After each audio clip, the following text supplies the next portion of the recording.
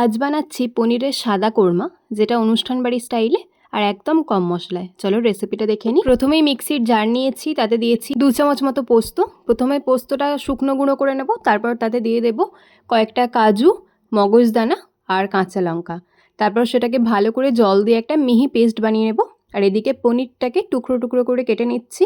তোমরা চাইলে সাইজ বড় বা ছোট করে নিতে পারো। তারপর বসিয়েছি ফ্রাইং প্যান, দিয়েছি সাদা তেল আর অল্প একটু ঘি। তারপর পনিরগুলোকে ভেজে নেব, খুব বেশি ভাজবো না, হালকা ভেজে তুলে নেব পনিরগুলো। তারপর ওই তেলেতে দিয়ে দেবো আরও কিছুটা সাদা তেল।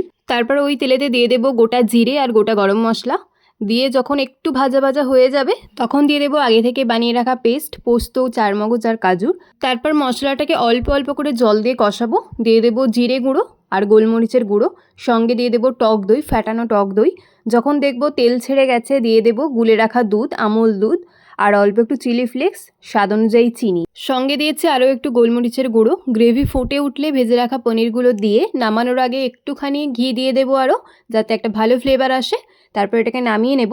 নামিয়ে এটাকে রুটি, লুচি, পরোটা বা কুলচা যে কোনো কিছুর সাথে সার্ভ করতে পারো। খেতে কিন্তু ভীষণ ভালো হয়। অবশ্যই বানিও আর বানিয়ে জানিও। আজকের মতো শেষ করছি, আবার দেখাবো অন্য কোনো রেসিপি।